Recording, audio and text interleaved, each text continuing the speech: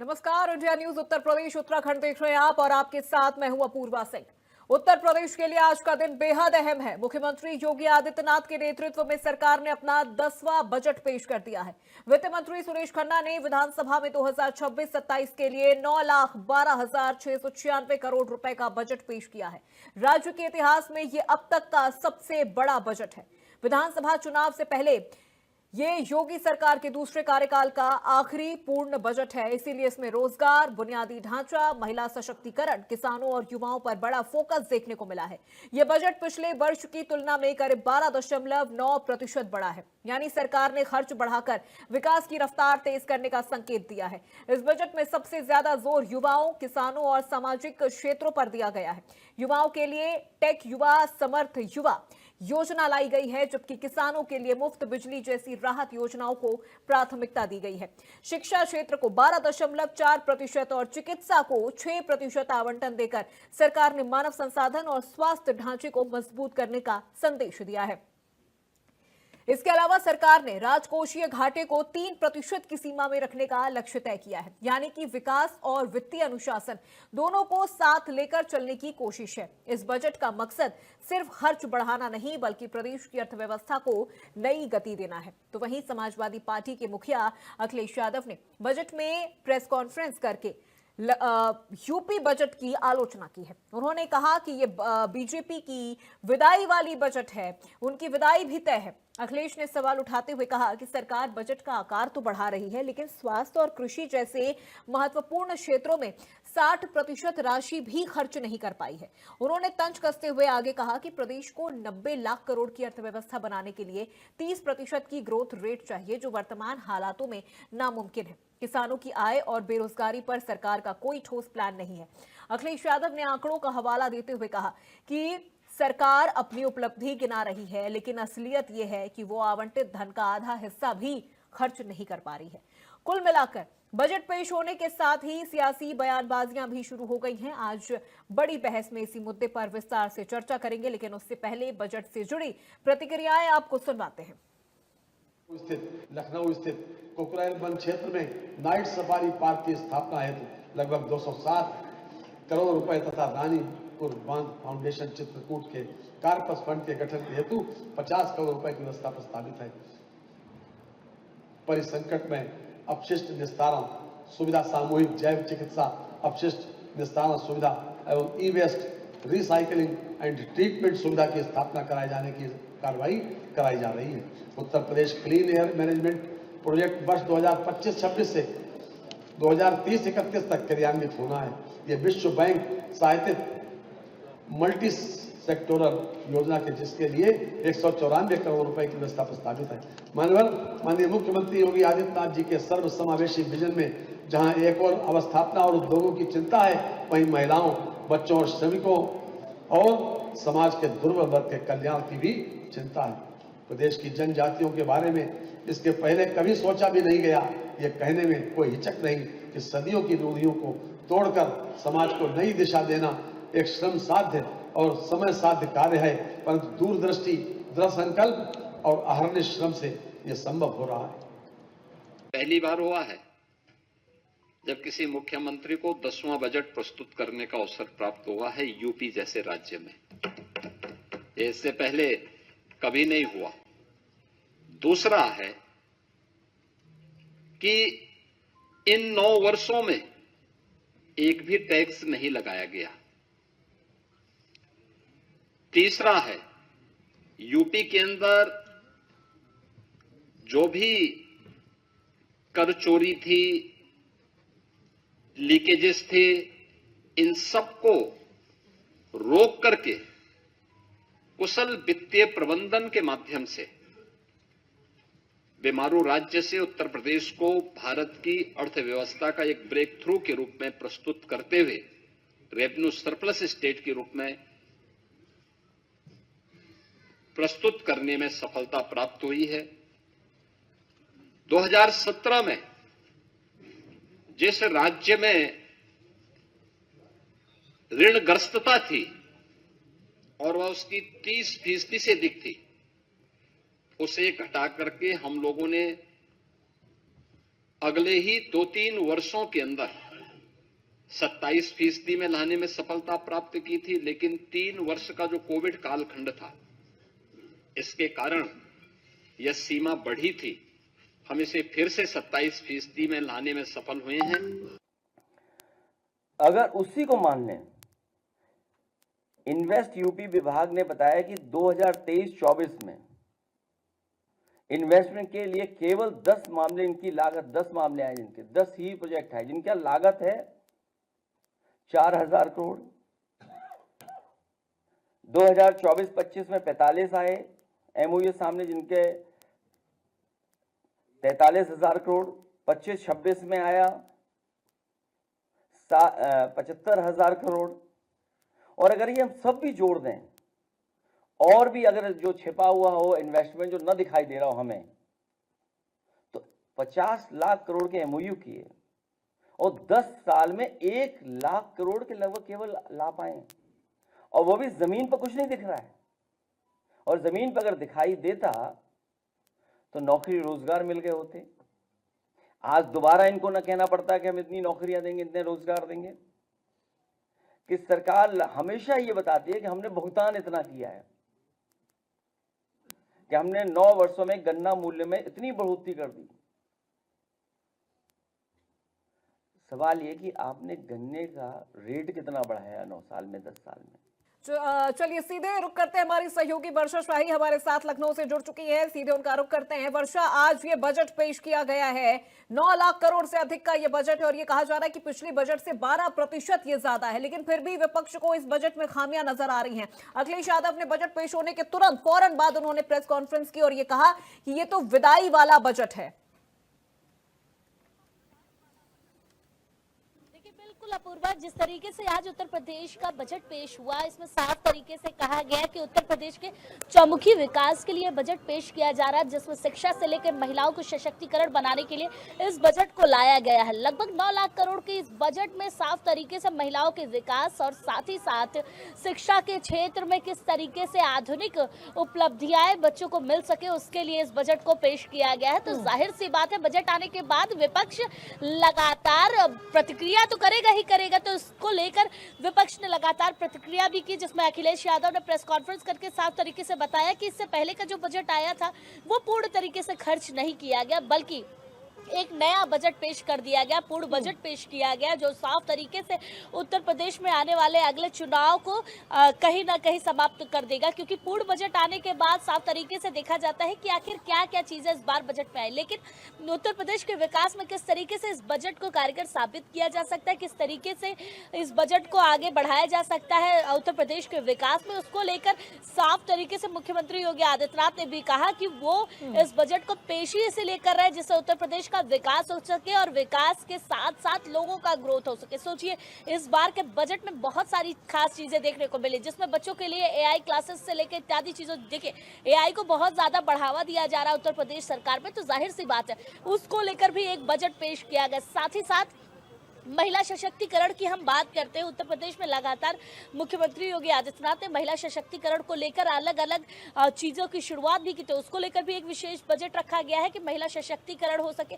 साथ ही साथ सामूहिक विवाह योजना, जिसके बारे में हम जानते हैं कि एक सामूहिक विवाह योजना में जब होती है तो एक कपल को लगभग 50,000 रुपए की धनराशि दी जाती थी, अब उसको बढ़ा करके 1 लाख की धनराशि कर दी गई। साथ ही साथ इस बजट में बहुत सारी ऐसी खास चीजें हैं जिसकी वजह से उत्तर प्रदेश का विकास हो सके और इस विकास में इस बजट को कारगर साबित किया जा सके, उसको लेकर ये बजट लाया गया है। तो दोनों तरफ से वार प्रतिवार तो होना ही था और अभी भी लगातार विपक्ष इसका विरोध कर रहा है। जब बजट पर चर्चा होगी तब और इंटरेस्टिंग होगा देखने वाली बात, क्योंकि तब लगातार ये पता चलेगा कि आखिर इस बजट में किस तरीके से और क्या क्या खास चीजें हैं और विपक्ष कितनी खामियां निकालता है इस बजट में। बिल्कुल वर्षा, देखिए खामियां तो निकालने का काम है ही विपक्ष का, लेकिन हम यहाँ पर और भी बहुत सारे सेक्टर्स पर अगर हम फोकस करें, आर्थिक सर्वेक्षण रिपोर्ट की अगर हम बात करें तो वो तो लगातार ये कह रहा है कि पिछले 8 सालों में तस्वीर बदली है उत्तर प्रदेश की, उत्तर प्रदेश के जो तमाम जिले हैं उनकी तस्वीर बदली है, इंफ्रास्ट्रक्चर पर काम हुआ है। और देखिए वर्षा, इंफ्रास्ट्रक्चर किसी भी प्रदेश के लिए, किसी भी राज्य के लिए बहुत ज्यादा जरूरी होता है। अगर इंफ्रास्ट्रक्चर मजबूत होगा तभी उस प्रदेश का विकास हो पाएगा? क्या आर्थिक सर्वेक्षण रिपोर्ट को विपक्ष स्वीकार कर पाएगा? यह भी बड़ा सवाल है। देखिए, जिस तरीके से बजट आया है और जिस तरीके से चौमुखी विकास के बारे में उत्तर प्रदेश सरकार की तरफ से कहा जा रहा है, उसको विपक्ष जाहिर सी बात है उसमें टीका टिप्पणी तो करेगा, सवाल तो उठाएगा। और जिस तरीके से इससे पहले का बजट रहा है उसको लेकर भी ये साफ तरीके से कहा जा रहा है कि इस बार के बजट में बहुत सारी खास चीजें रखी गई है जिससे उत्तर प्रदेश का विकास हो सके और विकास के साथ साथ लोगों को ग्रोथ मिल सके, क्योंकि उत्तर प्रदेश का विकास करना और विकास के क्षेत्र में लोगों के साथ ग्रोथ करके आगे बढ़ना वो बड़ी बात होती है। विपक्ष एक एक चीजों को अभी खंगाल रहा है, एक एक चीजों पर सवाल खड़ा कर रहा है। अखिलेश यादव के सवालों से साफ पता चलता है कि किस तरीके से एक एक चीजों की कमियां निकाली जा रही है और कैसे इस बार के बजट को पेश करने के बाद किस तरीके से इस बार के बजट की खामियां पहले रख दी गई, क्योंकि पुराने बजट की खामियां भी रखी गई है और आने वाले जो बजट आया है उसकी भी खामियां पेश की गई। लेकिन जब चर्चा होगी इस बजट पर तब विरोध असली देखने को मिलता है, क्योंकि बजट सत्र जब शुरू हो गया है और बजट सत्र में जब इसकी चर्चाएं एक एक चीजों पर होगी तो एक एक चीजें पता चलेंगी कि और क्या चीजें ग्रोथ करने वाली है, क्या चीजें नहीं ग्रोथ करने वाली है। इसमें सबसे बड़ी चीज यही थी कि महिलाओं के विकास पर सबसे ज्यादा विशेष ध्यान रखा गया है कि महिलाओं का विकास हो सके, बच्चों का विकास हो सके, इंफ्रास्ट्रक्चर ज्यादा मजबूत हो सके उत्तर प्रदेश का, क्योंकि उत्तर प्रदेश का विकास लगातार बढ़ता जा रहा है और इस विकास में इंफ्रास्ट्रक्चर पर सबसे ज्यादा जोर दिया जा रहा है।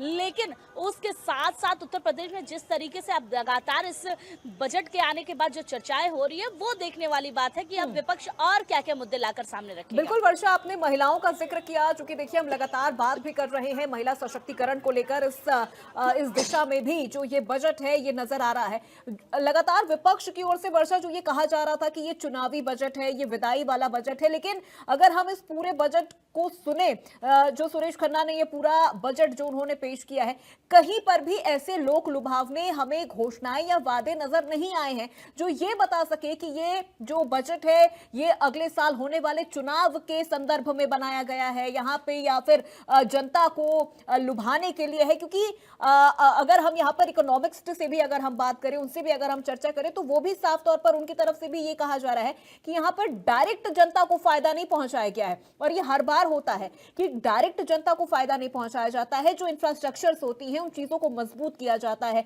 इंफ्रास्ट्रक्चर मजबूत होंगे तो निवेश आएंगे आपके राज्य में, आपके जिले में, उससे जो जनता का लिविंग ऑफ स्टैंडर्ड है वो बढ़ेगा, वो मजबूत होगा। तो यहां पर अल्टीमेटली उन तमाम चीजों का जो फायदा है वो जनता को ही पहुंचेगा। तो इससे चुनावी बजट पूरी तरह से कहना मुझे लगता है कि ये गलत है। हाँ, इसे जी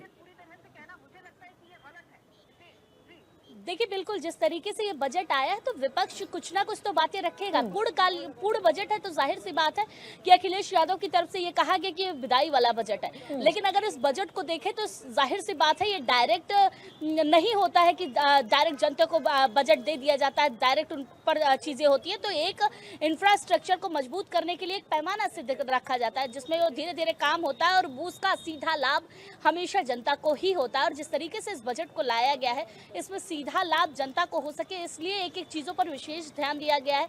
वो चाहे इंफ्रास्ट्रक्चर की बात कर ले, महिला विकास की बात कर ले, बाल विकास की बात कर ले, और साथ ही साथ जिस तरीके से उत्तर प्रदेश का डेवलपमेंट किया जा रहा है, सड़कों से लेकर पार्कों से लेकर इत्यादि चीजों पर विशेष ध्यान दिया जा रहा है, ये भी बड़ी बात है। क्योंकि उत्तर प्रदेश के विकास में कहीं ना कहीं इन सब चीजों को भी देखा जाता है। स्वच्छता पर विशेष ध्यान दिया जाता है, किस तरीके से स्वच्छ बनाया जा सकता है, किस तरीके से सुंदर उत्तर प्रदेश को बनाया जा सकता है। सुंदरता पर भी विशेष ध्यान दिया जा रहा है इस बजट पर। तो जाहिर सी बात है कि नदियों से लेकर उत्तर प्रदेश के अलग अलग इलाकों में हो रहे एक एक चीजों पर विशेष ध्यान दिया जा रहा है। किस तरीके से उसको और खूबसूरत तरीके से सजाया जा सकता है, बनाया जा सकता है, और कैसे इससे लोगों को लाभ मिल सके, इस पर भी विशेष ध्यान दिया जा रहा है। तो मतलब इस बजट का खास तरीके से एक चीजें ये भी कह सकते हैं कि सीधा लाभ तो नहीं हो रहा, लेकिन एक घुमाकर लोगों को लाभ जरूर इससे दिया जा रहा है, क्योंकि सीधा लाभ दिया भी नहीं जाता है बजट से। और जिस तरीके का ये बजट है इसमें जो अपेक्षा थी कि ये पूर्ण बजट आता है, जो अपेक्षाएं लोग रख रहे थे वो अपेक्षाएं जरूर पूर्ण हो रही है लोगों की। लेकिन अब विपक्ष की तरफ से जो बातें कही जा रही है उसमें बहुत सारी चीजें अभी निकल कर सामने। चूंकि विपक्ष है लगातार खामियां वो निकालेगा ही। हमने जब देश का बजट पेश हुआ था, बजट, तब भी हमने देखा था कि विपक्ष विपक्ष इसे निराशाजनक और न जाने क्या क्या इस बजट को लेकर कह रहा है, लेकिन एकदम से बजट को लेकर जजमेंट नहीं हम अपना सुना सकते हैं जब तक हम 6 महीने का समय ना दें किसी भी राज्य के बजट को लेकर। जब तक हम 6 महीने तक उन तमाम चीजों को ना देखें कि किस तरह से वो जो बजट में जो घोषणाएं की गई हैं वो धरातल पर उतर रही हैं या नहीं। आपने महिलाओं का जिक्र किया, तो देखिए इस बार वर्षा महिलाओं के लिए भी बहुत कुछ खास है। महिला पुलिस बीट, सीसीटीवी और एंटी रोमियो स्क्वाड बनेंगे, इनकी संख्या और बढ़ाई जाएगी। जो मेधावी छात्राएं हैं उनको 400 करोड़ में स्कूटी दी जाएगी। इसके अलावा अगर हम शिक्षा की बात करें तो 580 करोड़ में नए आवासीय बालिका विद्यालय बनेंगे। टीचरों के लिए कैशलेस मेडिकल फैसिलिटी मिलेगी, इसके लिए भी बजट देखिए 358 करोड़ का यहां पर बताया गया है। यानी शिक्षा महिलाओं के लिए भी इस बार के जो बजट में है काफी कुछ खास देखा जा रहा है। इसीलिए ये पूरी तरह से कह देना कि बजट में ये बजट निराशाजनक है या ये विदाई वाला बजट है, मुझे लगता है ये बहुत ज्यादा जल्दी हो जाएगी विपक्ष के लिए। देखिए बिल्कुल, जिस तरीके से बजट आया है और बजट आने के तुरंत बाद इस तरीके का रिएक्शन थोड़ा सा जल्दबाजी होता है, लेकिन विपक्ष का काम है, वो अपना काम जरूर निभाएगी। वो इस पर चर्चा करेगी और चर्चा करने के साथ साथ इस पर जो खामियां होंगी उसको भी निकालेगी। लेकिन उत्तर प्रदेश के इस बजट आने में साफ तरीके से जिस तरीके से महिलाओं के विकास के बारे में सोचा जा रहा है, जिस तरीके से महिला सुरक्षा के बारे में सोचा जा रहा है, जिस तरीके से बालिकाओं के लिए लगातार जो चीजें होनी चाहिए, स्कूल की व्यवस्था इत्यादि चीजों की व्यवस्था, उन पर विशेष ध्यान दिया जा रहा है। तो जाहिर सी बात है कि उत्तर प्रदेश में महिलाओं को विशेष कर ध्यान में रखकर इस बजट को लाया गया है कि महिलाओं को सबसे ज्यादा लाभ हो सके, महिलाओं के लिए सबसे ज्यादा सुविधाएं इस बजट में दी जा सके। बिल्कुल वर्षा, मैं लौटूंगी आपके पास। अब हमारे साथ कुछ खास मेहमान भी जुड़ गए हैं जिनसे हम इस पूरे बजट को लेकर चर्चा करेंगे। वर्षा, मैं लौटूंगी आपके पास। एक एक करके मेहमानों से पहले परिचय करवा देते हैं। अश्विनी राणा जी हमारे साथ जुड़ गए हैं, अर्थशास्त्री हैं। अश्विनी जी बहुत स्वागत आपका। सोमिल सिंह श्रीनेत हमारे साथ जुड़ गए हैं, प्रवक्ता है समाजवादी पार्टी से। सोमिल जी आपका भी बहुत स्वागत। और पंकज रस्तोगी जी हमारे साथ जुड़ गए हैं, वरिष्ठ पत्रकार हैं। पंकज जी आपका भी बहुत स्वागत। सबसे पहले अश्विनी राणा जी, मैं आपसे ही शुरुआत करूंगी। चूंकि आज उत्तर प्रदेश का ये पूर्ण बजट पेश किया गया है, उसके तुरंत बाद विपक्षी पार्टियां इस बजट को लेकर अपनी अपनी जो रिएक्शन है वो दे रही है कि ये बहुत निराशाजनक बजट है, विदाई वाला बजट है। हम पूरी तरह से पॉलिटिकल ना जाकर इस बजट पर अगर हम पूरा फोकस करें तो क्या ये बहुत ज्यादा जल्दबाजी नहीं हो जाएगा किसी भी प्रदेश के बजट को लेकर, इतनी जल्दी कोई फैसला सुना देना कि वो खराब है या फिर वो अच्छा है? देखिए क्या है कि अपोजिशन का काम है, उनको तो सरकार का विरोध करना है और सरकार की जो योजनाएं हैं उसमें कमियां निकालनी है, बुराई करनी है। तो उसको मुझे लगता है ज्यादा चिंता ना करके सरकार जो कर रही है और जो जनता के हित में है उसके ऊपर बात करना जरूरी है। लोगों को ये समझना चाहिए कि जब ये सरकार आई थी 2016-17 में 13 लाख करोड़ की अर्थव्यवस्था थी उत्तर प्रदेश की, आज 30 लाख करोड़ से ज्यादा की अर्थव्यवस्था है। यानी इतना विकास हुआ है। जो फिस्कल डेफिसिट है उसको 3% से कम रखा है, जो जीडीपी से ऊपर जो डेट है उसको 30% के उसमें रखा है। यानी सारे फाइनेंशियल पैरामीटर सरकार पूरे कर रही है, कोई फ्री भी उन्होंने बांटे नहीं है। हालांकि अगले साल इलेक्शन है, उनका फोकस सिर्फ जो है डेवलपमेंट पे है। डेवलपमेंट होगी, लॉ एंड ऑर्डर होगा, अपने आप निवेश आएगा, निवेश आएगा तो लोगों को रोजगार मिलेगा, रोजगार मिलेगा तो उनकी इनकम बढ़ेगी। यानी एक जो डेवलपमेंट का मॉडल है वो उत्तर प्रदेश बता रहा है कि डेवलपमेंट से जहां देश का विकास में भी उनका मतलब जो देश की अर्थव्यवस्था है उसमें भी इनका जो पार्टिसिपेशन है वो पहले से बड़ा है, मतलब देश की इकोनॉमी में, और राज्य में तो निश्चित रूप से बड़ा है। इंफ्रास्ट्रक्चर पर इतना फोकस रहा है, आज इतनी बड़ी बड़ी सड़कें हैं, रेल का जो है कनेक्ट है, एयरपोर्ट, ये सारी चीजों के कारण जो इन्वेस्टमेंट भी आता है। और लोग सबसे बड़ी और बात लॉ एंड ऑर्डर की, कि आज लोगों को विश्वास है कि हम यहाँ इन्वेस्टमेंट करेंगे तो हमारी फैक्ट्री जो है बंद नहीं हो जाएगी, उसको बंद नहीं करवाया जाएगा। नोएडा के हाल देख लें, क्या होता था, यहाँ पर लोग रात को निकल नहीं सकते थे। आप देखें गोरखपुर साइड में जब ये सरकार आई उस समय क्या था, हेल्थ के मामले में जो हर साल कितने बच्चे बेचारे वो मासूम जो है वो चले जाते थे क्योंकि इलाज नहीं था और बीमारी क्या है ये पता नहीं थी। तो सरकार ने बिजली पे भी काम किया। आज आप देखिए कि कितने कितने घंटे कंटिन्यूस बिजली मिल रही है, यानी वो बिजली लोगों को भी मिल रही है और जो इंडस्ट्री है उसको भी मिल रही है। तो ये सारी चीजों का जो सरकार फोकस कर रही है उसका अल्टीमेट यही है कि राज्य का विकास हो, लोगों का उसमें जो हिस्सा है वो इतना बड़ा जो विकास होता है, इतनी बड़ी अर्थव्यवस्था होती है, तो उस एक में से हर जनता को कुछ ना कुछ मिलता है। जब हम सड़क पे चलते हैं तो वो भी उसी का हिस्सा है कि एक सड़क अगर अच्छी मिली है, रोड, एयरपोर्ट मिल रहे हैं, एयरपोर्ट के बाद एयरपोर्ट खुलते जा रहे हैं। और अभी तक सरकार का फोकस था इंफ्रास्ट्रक्चर से जो टूरिज्म को बढ़ावा देना, और उससे उन्होंने अच्छा किया। अब सरकार का फोकस है मैन्युफैक्चरिंग और एक्सपोर्ट पर। कारण क्या है कि जो केंद्र सरकार दूसरे देशों के साथ बाईपास सेटलमेंट कर रही है, फ्री ट्रेड एग्रीमेंट कर रही है, उसके अंदर आपको उतना सक्षम बनना पड़ेगा कि वहां की रिक्वायरमेंट को पूरा करने के लिए आपको मैन्युफैक्चरिंग को आगे बढ़ाना पड़ेगा। मैन्युफैक्चरिंग बढ़ेगी तो रोजगार भी मिलेंगे, युवाओं को भी मिलेंगे, महिलाओं को बिल्कुल भी मिलता बिल्कुल होगा। अश्विनी जी, हर चूंकि वर्ग- देखिए हमने चर्चा की शुरुआत ही इसी विषय से की थी कि जब हम एक मजबूत घर बनाना चाहते हैं तो उसकी शुरुआत, उसकी नींव हमें बहुत मजबूत रखने की जरूरत है। तो उसी तरह से अगर हम एक मजबूत प्रदेश चाहते हैं तो पहले हमें इंफ्रास्ट्रक्चर को मजबूत करना होगा ताकि निवेश आए, लोगों का लिविंग ऑफ स्टैंडर्ड बढ़े। क्योंकि इस बार के बजट में भी हम देख रहे हैं कि कोई मुफ्त की रेवड़ियां नहीं बांटी गई हैं, इसीलिए इसे ये कह देना कि ये पूरी तरह से चुनावी बजट है, मुझे लगता है ये बहुत ज्यादा जल्दबाजी होगी। एक रिएक्शन यहाँ पर विपक्ष का भी ले लेते हैं, उसके बाद में अश्विनी जी लौटूंगी आपके पास। सोमिल जी, क्यों विपक्ष को लग रहा है कि ये बजट निराशाजनक है या फिर योगी सरकार की विदाई वाला बजट है? क्योंकि इसमें कोई ऐसी बड़ी घोषणा नहीं की गई है, कोई ऐसी लोक लुभावने वादे दावे नहीं किए गए हैं जिससे ये लगे कि ये अगले साल चुनाव है तो सिर्फ चुनाव पर ही फोकस्ड ये बजट है। देखिए, पहले तो मैं आपको बहुत धन्यवाद कहूंगा पूर्वा जी, लेकिन सरकार ने जो बजट पेश किया है वो 9,12,686 करोड़ का है, जिसमें से केंद्र से उनको सिर्फ 41,000 करोड़ रुपए मिल रहा है। और जो यूपी का रेवेन्यू जनरेट हुआ इस साल वो 1,08,249 करोड़ है।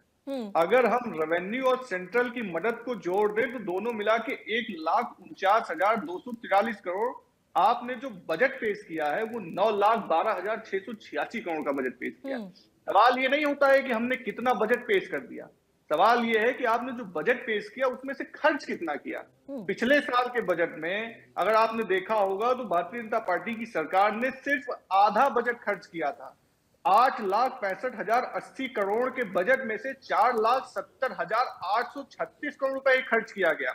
जब आप खर्च ही नहीं करोगे तो जनहित में और जन सुविधा का क्या काम करोगे? ये कुछ नहीं, सिर्फ भारतीय जनता पार्टी एक दिखावा करती है, प्रोपेगेंडा बनाती है कि हम इतना बड़ा बजट पेश करेंगे। जनता ये जानना चाहती है कि आप बजट कितना पेश करो उससे हमें मतलब नहीं है, आप खर्च कितना कर रहे हो। आपको मैं बता दूं, बेसिक शिक्षा, आप शिक्षा विभाग को उठा लो तो बेसिक शिक्षा में पिछले साल जो बजट मिला था वो 82,337 करोड़ का था। इस सरकार ने जो मंजूर किया वो सिर्फ 60,252 करोड़ रुपए, और उसमें से मिला कितना विभाग को? 55,636 करोड़ रुपए। इतना बड़ा प्रदेश, अगर आप बेसिक शिक्षा जैसे बड़े विभाग में इतना कम बजट दे करके उसमें से भी कटौती कर लोगे तो हमारे बच्चे पढ़ेंगे क्या? और जब बच्चे पढ़ेंगे नहीं तो आगे बढ़ेंगे क्या? प्रदेश कैसे विकसित होगा? टीवी चैनलों या प्रेस कॉन्फ्रेंस के जरिए बड़ी बड़ी बातें कर देने से हमारा प्रदेश विकसित नहीं होगा। हमें जमीन पर उतर के उस पर काम करना चाहिए। आखिरकार जब आदरणीय अखिलेश यादव जी मुख्यमंत्री थे तो इंफ्रास्ट्रक्चर के लिए उन्होंने इतनी लंबी आगरा एक्सप्रेसवे को बनाया कि नहीं बनाया? यूपी में सारी सड़कों को, मैक्सिमम जिला मुख्यालय की सड़कों को गांवों से जोड़ने का काम किया कि नहीं किया? ये एक बड़े अर्थशास्त्री ने कहा था कि जब आपकी सड़कें बनेंगी तो आपका इंफ्रास्ट्रक्चर और आपकी अर्थव्यवस्था अपने आप तेज होगी। सवाल ये है कि आपने पीडब्ल्यूडी में पिछले साल इंफ्रास्ट्रक्चर पे आपने ऊर्जा विभाग को 64,435 करोड़ का बजट दिया, उसमें से मंजूर किया आपने सिर्फ 46,538 करोड़ रुपए, और उसमें से मंजूरी के बाद भी जो मिला ऊर्जा विभाग को 44,635 करोड़ रुपए। तो आखिरकार इतना डिफरेंशिएशन क्यों है? नगर विकास में आपने बजट दिया 24,008 करोड़ रुपए, आपने मंजूर किया सिर्फ 11,214 करोड़ रुपए, मिला कितना? 11,337 करोड़ रुपए। बताइए, इतना बड़ा प्रदेश है, इतनी नगर पालिकाएं हैं, इतना नगर पंचायतें हैं, आप सिर्फ 11,337 करोड़ में क्या विकास करोगे? जनता को सिर्फ गुमराह और बेवकूफ बनाया जाता है कि हम इतना बड़ा बजट पेश करेंगे, महा बजट पेश करेंगे। सवाल ये नहीं है कि आप कितना बड़ा बजट पेश करोगे, सवाल ये है कि आप उसमें से खर्च कितना करोगे।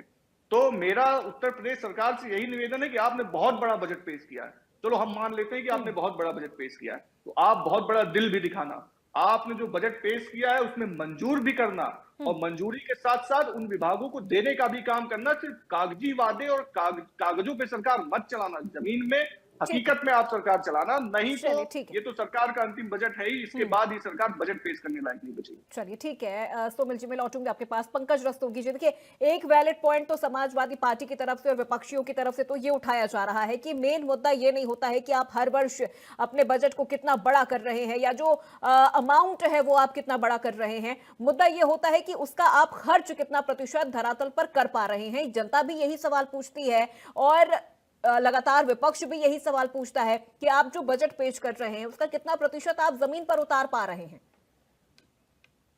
देखिए, इस बार का जो बजट है वो पिछले साल के बजट से 12% अधिक है और योगी आदित्यनाथ की सरकार ने 10वीं बार ये बजट प्रस्तुत किया है, जो एक इतिहास बनाने का काम किया है। और रहा सवाल की ये बात कर रहे थे तो पिछली बार भी अनुपूरक बजट भी अपूर्वा जी पास किया गया था।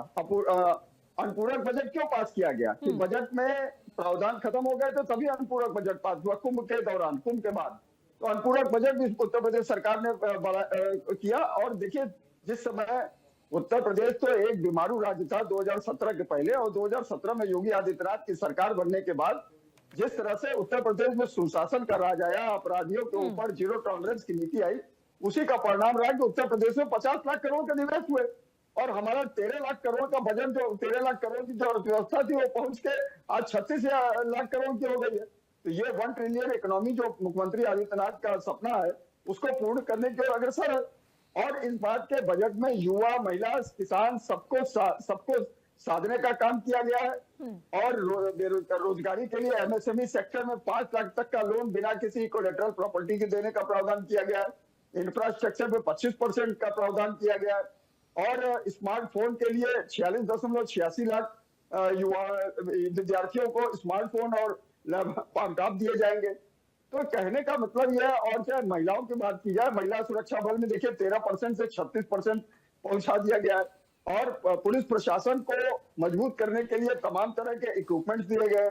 आपने देखा होगा कि अभी जो है नोएडा, गाजियाबाद में इस तरह के ड्रोन कैमरे जिस तरह से पुलिस के पास दर्शाए गए कि किसी भी अपराधी को चिन्हित किया जा सके, उस तरह के इक्विपमेंट पुलिस सुसज्जित हो रही है। तो ये सब चीजें इस बात को प्रदर्शित करता है कि योगी आदित्यनाथ की सरकार सभी विभाग के सभी समाज के लिए अग्रसर है। और जितने भी, चाहे रोड हो, चाहे इंफ्रास्ट्रक्चर का काम हो या आपके स्वास्थ्य महकमा हो, सभी के लिए प्रॉपर तरीके के इंतजाम है। चाहे वो शिक्षा हो, हर क्षेत्र में उन्होंने बजट बढ़ाने का काम किया। इसीलिए देखिए आज 9,12,000 करोड़ का 694 करोड़ का बजट हुआ, जो पिछले साल की तुलना में 12% अधिक है। और दूसरी बात, राजकोषीय घाटा भी कम करने का काम किया है, ये बहुत बड़ी चीज है। और लखनऊ की बात करें तो लखनऊ के लिए 800 करोड़ रुपए का प्रावधान किया गया है। लखनऊ देश की राजधानी है, उत्तर प्रदेश का दिल है, उत्तर प्रदेश की राजधानी है, उसके लिए 800 करोड़ का प्रावधान किया गया। तो कहने का अभिप्राय यह है कि समाज के या देखिए हर विभाग के, उत्तर प्रदेश सरकार के हर विभागों के लिए सभी तरह से वृद्धि की गई है। बच्चों के लिए देखिए स्कूटी देने के लिए 400 करोड़ का, महिलाओं को सशक्त बनाने के लिए 400 करोड़ का प्रावधान किया गया है। 100 करोड़ रुपए का अलग प्रावधान किया गया। तो इसलिए अगर आप देखिए पूरा बजट, और किसानों के लिए, गन्ना किसानों के लिए बकायदा 3 लाख करोड़ से अधिक का प्रावधान किया गया है। तो कहने का यह है कि किसी भी क्षेत्र को योगी सरकार ने छोड़ा नहीं। और जितने विभाग है सरकार के, सभी की तयबद्ध समय में कार्य करने का, देखिए ये एक मिनट, भाजपा सरकार की एक नीति रही है, जब उद्घाटन होता है तो उसके बाद उसका, जब लोकार्पण होता है तो उसके बाद उसका उद्घाटन भी तय हो जाता है। ये नहीं है कि जो उद्घाटन हुआ 4-4 साल तक नहीं होता। और अभी जिस तरह की बात कर रहे थे समाजवादी प्रवक्ता, तो मैं याद दिलाना चाहता हूँ कि पूर्वांचल एक्सप्रेस वे आपने 14,200 करोड़ में किया था, में घोषित किया था, उसका टेंडर भी हो गया था। और उसके लिए जमीन अंग्रेज नहीं थी समाजवादी पार्टी के शासन में। और योगी आदित्यनाथ की सरकार ने उसका पुनः जो है टेंडर करवाया। वो मात्र 11,200 करोड़ में होना और उससे ज्यादा चौड़ी रोड बनी और उस तरह सरकार के 3,000 करोड़ की बचत हुई। बिल्कुल ठीक है पंकज जी, मैं लौटूंगी आपके पास। एक सवाल यहाँ पर अश्विनी जी से। अश्विनी जी, देखिए योगी सरकार ने जो ये बजट पेश किया, अगर हम यहाँ पर इसे इकोनॉमिकल दृष्टि से देखें, फिजिकल डेफिसिट की अगर हम बात करें तो वो 3% है, यानी इकोनॉमिक जो बैलेंस है उससे बनाए रखने की यहाँ पर पूरी कोशिश की गई है, या फिर ये कहे कि उसे पूरी तरह से बैलेंस किया गया है? राजकोषीय घाटा। नहीं, बिल्कुल आप सही कह रही हैं, लेकिन ये जो प्रवक्ता बैठे हैं समाजवादी पार्टी के, वो जो यहाँ चैनल पर बैठ के जो बता रहे हैं कि 1 लाख करोड़ का रेवेन्यू है, उनको उनका ज्ञान बढ़ा दीजिए, जी। उनको बोलिए गूगल में जाके देख लें। 6,62,690 रुपए का रेवेन्यू है यूपी सरकार का, उसमें से जो यूपी का अपना है वो, और 2,95,000 उसका अपना है, 2,55,000 उसको मिला है केंद्र से, और जो सरप्लस है वो 2.58, वो जो जीएसटी का कलेक्शन है 1,30,000 करोड़ और वैट का, उसको रेवेन्यू कलेक्शन बता रहे हैं। तो इस प्रकार से ये भ्रम फैलाना, यानी ये एक उचित नहीं है किसी भी एक रिस्पेक्टेड पार्टी के द्वारा। जो आप विरोध करो, विरोध उस चीज का करो जहां कमी है। अब आप देखिए जेवर एयरपोर्ट बन रहा है, ठीक है, उसमें उड़ेगा वही जिसको वहां जरूरत है, लेकिन उस एयरपोर्ट से बनने से कितनी नौकरियां सृजन होगा ये लोग भूल जाते हैं। सड़क बनी है तो उसके ऊपर कारें चलेंगी, उसके ऊपर बस चलेगी, वहां भी रोजगार होगा। यानी हर डेवलपमेंट के साथ जो है रोजगार जो है वो सृजन होता है, इसको हम भूल जाते हैं। और रोजगार सृजन होता है तो उसके उनको जो अगर कमाई होती है तो कमाई का वो कंजम्पशन भी करते हैं। तो ये सारा एक मिला जुला अर्थव्यवस्था को बढ़ाने का एक मैकेनिज्म है जिसमें सरकार सफल रही है, और आगे भी उसकी सोच वही है। वो एक भी फ्री की रेवड़ी सरकार ने नहीं बांटी, इसलिए वो बहुत, मुझे लगता है कि भाई उनको इसके ऊपर एक अच्छा जो नंबर देने चाहिए, क्योंकि नहीं तो स्टेट इलेक्शन जीतने के लिए रेवड़ी नहीं बांट देते हैं। उन्होंने उस पैसे को देश राज्य की प्रगति के लिए खर्च किया है, जिसका लाभ राज्य के हर नागरिक को मिलने वाला है। ये एक बहुत बड़ी अचीवमेंट है, और इसके कारण से राज्य कहीं रुकने वाला नहीं है, वो आगे चलेगा। और जनता जानती है, जो लोग फैसिलिटी, जो लोग लॉ एंड ऑर्डर महसूस कर रहे हैं, उनको लगता है कि हाँ, राज्य के अंदर प्रगति हो रही है। ठीक है, बिल्कुल अश्विनी जी, मैं लौटूंगी आपके पास। सहयोगी वर्षा का रुख करती हूँ। वर्षा, जब से बजट की चर्चा शुरू हुई है, जब से बजट को लेकर सदन में जो चर्चा हो रही है, उसके बाद से लगातार आप ग्राउंड पे हैं, लोगों से मिल रही हैं। बजट से पहले क्या कुछ लोगों का टेम्परामेंट था, बजट के बाद किस तरह से अब लोगों की जो बातें हैं वो बदली हुई नजर आ रही हैं, किस तरह से अब उनके रिएक्शन सामने आ रहे हैं? देखिए, जिस तरीके से बजट से पहले लोगों को उम्मीद थी कि इस बार के बजट में खासकर बहुत सारी चीज़ें ध्यान में रखी जाएगी, चाहे वो महिलाओं के विकास को लेकर हो, उत्तर प्रदेश के विकास में किस तरीके से ये बजट खासकर साबित हो सकता है उसको लेकर हो, या फिर जिस तरीके से इस बजट को लाया गया है उसमें अन्य जितनी भी चीज़ें, चाहे वो कृषि को लेकर हो, इंफ्रास्ट्रक्चर मजबूत करने को लेकर हो उत्तर प्रदेश के, तो इन सब चीज़ों की उम्मीद पहले से जताई जा रही थी लोगों की तरफ से। और लोगों की तरफ से ये साफ तरीके से उम्मीद थी कि इस बार का जो बजट आएगा उससे बहुत सारी चीजें सॉल्व हो सकेगी, उत्तर प्रदेश का विकास हो पाएगा। और जिस तरीके से इस बजट को लाया गया है, इस बजट में बहुत सारी चीजों पर ध्यान भी रखा गया है। तो इस बजट में जिस तरीके से छोटी छोटी चीजों पर ध्यान रखा गया है, उसमें ये खास तरीके से हम कह सकते हैं कि इस बार कृषि को लेकर हो, या फिर जिस तरीके से लगातार किसानों के विकास की बात उत्तर प्रदेश सरकार की तरफ से कही जा रही थी, उसको लेकर विशेष ध्यान देना हो, महिलाओं की विकास को लेकर बात करना हो, महिलाओं को सशक्तिकरण करने की बात को, उत्तर प्रदेश को भव्य बनाने की बात करी जा सके, या जिस तरीके से इंफ्रास्ट्रक्चर मजबूत कर दी जाए और जिससे उत्तर प्रदेश में निवेश लगातार बढ़ते जाए, तो इन सब चीजों पर विशेष ध्यान दिया गया। क्योंकि अगर निवेश आएंगे तो उत्तर प्रदेश का विकास और ज्यादा बढ़ता जाएगा। जिस तरीके से निवेश को लेकर लगातार बढ़ावे दी जा रही है, तो जाहिर सी बात है विशेष ध्यान दिया गया है लोगों की बातों पर। और उसी तरीके का इस बार स्ट्रक्चर इस पूरे बजट का देखने को मिल रहा है कि आखिर बजट किस तरीके से इस बार पेश हुआ है। और इस बजट में जितनी भी चीजें नजर आ रही हैं, वो जाहिर सी बात है उत्तर प्रदेश को मजबूत करने के लिए रखा जा रहा है, और उत्तर प्रदेश के विकास के लेकर ध्यान में रखा जा रहा है। और खासकर एक बात बड़ी ही ध्यान में रखी जा रही है कि आखिर किस तरीके से इस बार के जो बजट है उसमें जो विकास की बातें हमने रखी थी पहले, कि उत्तर प्रदेश को हम ज़्यादातर विकास के क्षेत्र में आगे बढ़ाएंगे और निवेश ज़्यादा बढ़ाएंगे, तो निवेश के दृष्टिकोण से भी उत्तर प्रदेश को विकास में प्रथम स्थान दिलाने के लिए भी ये बजट कहीं ना कहीं खासकर साबित होगा और इस बजट को बड़े ही ध्यान से रखा गया है। अभी जिस तरीके से अब बजट पर जो चर्चाएं हो रही हैं और जो बजट पर अब विपक्ष की तरफ से चर्चा होगी, समझिए कि पहले दिन से ही जब बजट सत्र शुरू हुआ तभी से बवाल शुरू हो चुका था और तभी से कहा जा रहा था कि ये बजट जो आ रहा है वो विकास नहीं कर सकेगा। तो अभी भी जाहिर सी बात है विपक्ष वही बात कहेगा। बिल्कुल वर्षा, देखिए विपक्ष की ओर से तो लगातार रिएक्शन सामने आ रहे हैं। एक सवाल यहाँ पर पंकज जी से। पंकज जी, विपक्ष फौरन बाद ही बजट पेश होने के अखिलेश यादव की तरफ से प्रेस कॉन्फ्रेंस की गई, उन्होंने कहा ये विदाई वाला बजट है। लेकिन अभी जैसे अश्विनी जी भी कह रहे थे कि इस बार के बजट में फ्रीबीज यानी मुफ्त की रेवड़ियां नहीं बांटी गई हैं सरकार की तरफ से।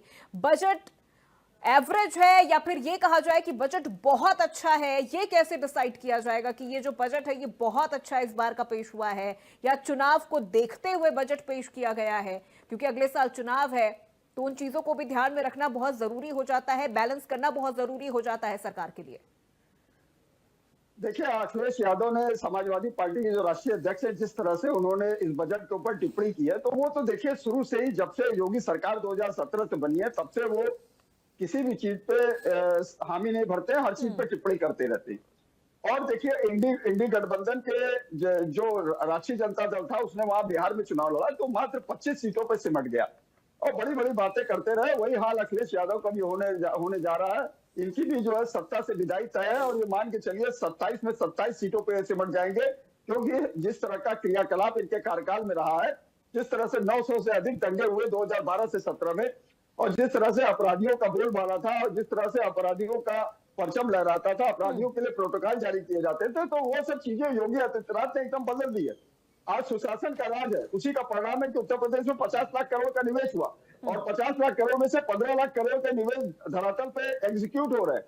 और ये अगर 50 लाख करोड़ का पूरा निवेश हो जाएगा तो 10 लाख से अधिक लोगों को रोजगार मिलेगा। और पूर्वा जी एक बात और जान लीजिए, पूरे देश में पीएफ डिपार्टमेंट जो एम्प्लॉय प्रोविडेंट फंड है उसमें 17 करोड़ नए खाते खुले।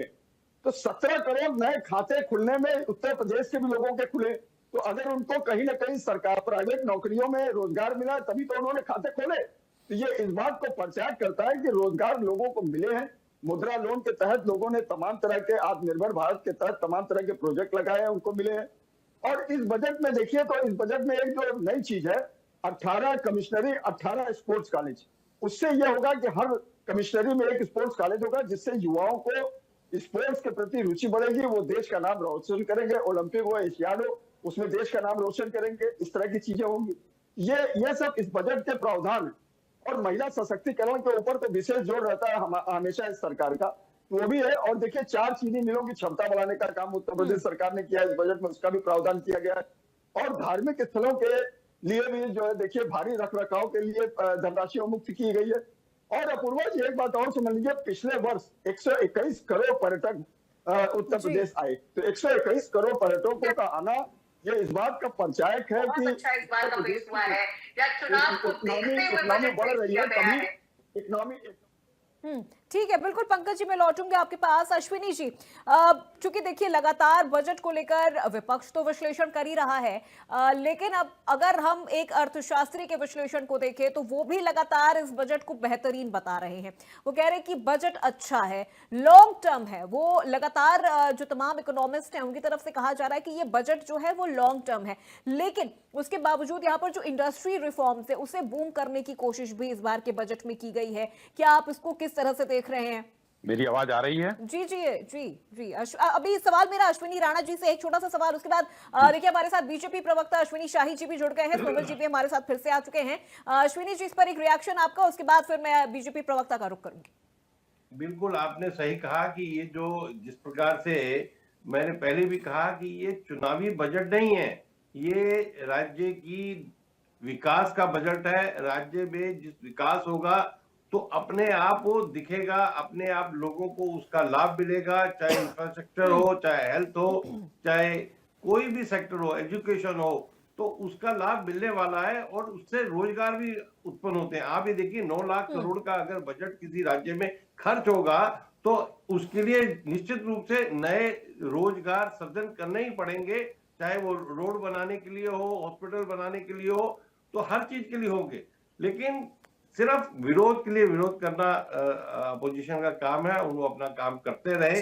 लेकिन सरकार मुझे लगता है कि एक विकास की जो गाड़ी है उसको आगे बढ़ा रही है, और वो साल दर साल, और ये कोई ये नहीं है कि बहुत लंबा 1 साल का है, 1 साल में वो इस प्रकार से आगे बढ़ने की बात कर रहे हैं। तो वो उसका रिजल्ट हमें दिख रहा है कि 16-17 से लेकर कहां 13 लाख करोड़ से 30 लाख करोड़ तक की अर्थव्यवस्था यूपी के अंदर बनी। ठीक है, बिल्कुल अश्विनी जी, मैं लौटूंगी आपके पास। अश्विनी शाही जी का मैं रुख करती हूँ। अश्विनी शाही जी, आज का दिन बीजेपी के लिए भी, पूरे उत्तर प्रदेश के लिए भी बहुत खास है। बजट पेश किया गया है, पिछले बार के बजट से 12% इस बार का बजट ज्यादा है। 9,12,696 करोड़ का बजट पेश किया गया है। क्या लग रहा है, ये लॉन्ग टर्म बजट है? चूंकि अब इसको लेकर विपक्षी पार्टियों की तरफ से जो प्रतिक्रियाएं हैं वो लगातार सामने आ रही हैं। कहा जा रहा है ये विदाई वाला बजट है, निराशाजनक बजट है, कुछ भी खास इस बजट में नजर नहीं आ रहा है। देखिए, विपक्ष जो है 2022 में भी, 21 में भी विदाई वाला बजट कर रहा था। जनता ने हमको, हमारे काम को, माननीय योगी आदित्यनाथ जी के दृढ़ संकल्प को सराहा, हम फिर वापस आए। और यही इन लोगों की विदाई वाला बजट ही कहते रहेंगे, क्योंकि ये लोग हमेशा चुनावी बजट पेश करते रहे हैं, जनता के साथ छल करते रहे हैं। कभी भी इन्होंने विकास परक, कभी भी समावेशी बजट पेश नहीं किया। बजट पेश किया कि कहां से जो है हम जनता के साथ छल कर सकें, काम ना कर सकें। लेकिन यहां पर कोई चुनाव नहीं देखा जाता है, कोई उसमें व्यवस्था नहीं देखी जाती है। उसमें सब सिर्फ और ये सिर्फ देखा जाता है हम प्रदेश की जनता को, देश की जनता को कैसे लाभ पहुंचा सकें। यहां हमने उत्तर प्रदेश में 6 करोड़ लोगों को गरीबी रेखा से बाहर निकाला है। अभी यही समाजवादी पार्टी की सरकार थी 12 से 17 तक, वो एयरपोर्ट नहीं बनवाते थे, हम एयरपोर्ट बनवा रहे हैं। आज 750 करोड़ का जेवर एयरपोर्ट पर रनवे के लिए दिया गया है। वो तो कह रहे कि हमने हाईवेज इतने बनवाए हैं, वो तो कह रहे कि हमने इतने हाईवेज बनवाए हैं, मेट्रो हमने शुरू करी। अरे एक नहीं, ये तो मैं स्वयं मानता हूं कि एक हाईवे इन्होंने जो बनवाया था, जो आगरा से लेकर लखनऊ तक एक्सप्रेसवे, अच्छा था। लेकिन उसके बाद आज 17-18 एक्सप्रेसवे पर चल रहे हैं यही लोग। अब कहां गिनाए? मेरठ वाला गिनाए कि हम लिंक, पूर्वांचल लिंक वाला गिना, भी हम नहीं बनाया। उधर क्या नाम है, अरे बीच में नहीं भाई, ठीक है, बीच में नहीं। पंकज जी एक एक करके बोलिए ना, अभी अश्विनी जी को उनकी बात कंप्लीट कर लेने दीजिए। ठीक है अश्विनी जी, आप अपनी बात कंप्लीट करिए, फिर मैं सोमेश जी आपके पास ही आऊंगी। ठीक है। सैफई, जब इनकी सरकार थी तो सैफई, इटावा, रामपुर में बिजली पूछ कर आती थी, गोरखपुर नहीं आती थी, नोएडा में नहीं आती थी। लेकिन सैफई में इन लोगों ने रनवे बनवा दिया, जिसमें माननीय मुलायम सिंह जी के परिवार, उनके रिश्तेदारों के जहाज उतरेंगे। हमने तो जो है बरेली में भी बनवाया, मुरादाबाद में भी बनवाया, हमने हिंडन चालू करवाया, हमने जो है प्रयागराज का बनवाया, हमने गोरखपुर चालू कराया। आज देखिए लगभग 16-17 एयरपोर्ट उत्तर प्रदेश में चालू हैं, जो चल रहे हैं, जो इंटर स्टेट कनेक्टिविटी के लिए। हाईवेज की बात हम कर ही रहे हैं, वाटरवेज की बात कर रहे हैं, क्योंकि चश्मा जो है हरा हरा लगा रहता है तो धुंध हरी ही नजर आती है। वाटरवेज से हल्दिया तक व्यापार हो रहा है उत्तर प्रदेश में। 15 लाख करोड़ के बजट में ही बताया गया कि 15 लाख करोड़ का जो इन्वेस्टर्स मीट हुआ था, उसमें से धरातल पर उतर गया है, काम चालू है, उसमें उत्पादन चालू है। मुख्य में बोफोर्स का देख लीजिए, चाहे अशोक लीलैंड का जो है स्कूटर इंडिया बनता, उसको उन लोगों ने लिया। ये सारी चीजें चालू हैं। वहां पर नोएडा में आप लोग रहते हैं, देखिए मोबाइल किस तरीके से काम हो रहा है, अपरेल पार्क बना है, सारी चीजें बनके लगभग जो है काम 15 लाख करोड़ का हो रहा है। इनकी सरकार थी, मुंबई जाते थे, मुंबई में एमओयू होता था, वहां से कोई आता ही नहीं था, क्योंकि यहाँ वसूली भाई लोग बैठे हुए थे। हमने पहले वसूली भाई लोगों को खत्म किया कि जा भाई तुम लोग आसपास प्रदेश छोड़ो, हमारा छुट्टी होने दो, फिर लोग आएंगे। उसके बाद हमने यहाँ के युवाओं, महिलाओं के ऊपर काम किया। जो एमएसएमई सेक्टर की जो महिलाएं हैं जो काम कर रही हैं, 96 लाख एमएसएमई है हमारे यहाँ उत्तर प्रदेश में, जिसमें 2 करोड़ से ऊपर का रोजगार सृजित हुआ है। ठीक है अश्विनी जी, देखिए वक्त की भी कमी है सर, तो एक यहाँ पर एक जवाब सोमेश जी का भी ले लेते हैं, उसके बाद बाकी मेहमानों से भी क्लोजिंग कमेंट लेंगे। जी सोमेश जी, कुछ कह रहे थे आप इस पूरे चर्चा के दौरान। ये भी अश्विनी जी कह रहे हैं कि इतने डेवलपमेंट तो हमने कर दी है पिछले 10 सालों में, इंफ्रास्ट्रक्चर को तो मजबूत बीजेपी ने कर दिया, योगी सरकार ने कर दिया। मैं इंफ्रास्ट्रक्चर पे ही मैं बात कर रहा था, जी। मैं इंफ्रास्ट्रक्चर पे ही कह रहा था कि बजट आपने कितना दिया वो मतलब नहीं रखता है, आपने खर्च कितना किया। अश्विनी राणा जी कह रहे थे कि इतना बड़ा बजट दे दिया, इतना बड़ा बजट है, बहुत बड़े अर्थशास्त्री हैं, नॉलेज बहुत होगी इन पे। जरा ये भी बता दें कि जो पिछली बार बजट दिया था उसमें से खर्च कितना किया था। आप बजट दे दोगे, झुंझुना पकड़ा दोगे कि हाँ मैं इतना रुपए, फॉर एग्जाम्पल मैं अश्विनी राणा जी को 100 रुपए दे रहा हूँ, अब मैं उनको कहूंगा कि खर्च आपको सिर्फ 85 करना, दे 100 रुपए रहा हूं, तो ये कैसा तरीका? आप 50 रुपए खर्च कर रहे हो, 100 रुपए देने की बात कह रहे हो। जिस दिन पूरा बजट आप जो पेश करोगे, मैंने वही चीज आंकड़ों में बोला था कि जब आपका रेवेन्यू जनरेट हो रहा है 41,000 करोड़ आपको केंद्र से मिल रहा है, आपका रेवेन्यू जनरेट हो रहा है 1,08,000 करोड़, आप बजट पेश कर रहे हो 9 लाख। कैसे झूठ बोलते हो यार, कैसे झूठ बोलते हो? क्या झूठ बोला हमने? आंकड़े भी नहीं, आंकड़े भी नहीं। 6,62,000 करोड़ का रेवेन्यू है यूपी सरकार का। कौन से डाटा कहां से लेके आए हो? कौन से 1 लाख करोड़ तो आबकारी से मिल जाता है भाई। एक चीज जीएसटी छोड़ दीजिए अभी, बाकी टैक्सेस छोड़ दीजिए अभी, पर्यटन से 1 लाख करोड़ तो लगभग कोई लिमिट होती है भैया। मैं पॉलिटिकल आदमी नहीं हूं, लेकिन इतना झूठ मत बनाया करो। सुनिए, आप बहुत बड़े अर्थशास्त्री हो, कितना बजट खर्च हुआ बता दो। कितना बजट खर्च हुआ? झूठ मत बनाया अरे करो। शिक्षा पे बहुत बड़ी बातें कर रहे थे आप। बताओ चिकित्सा शिक्षा पे कितना बजट दिया था, कितना बजट खर्च किया आपने?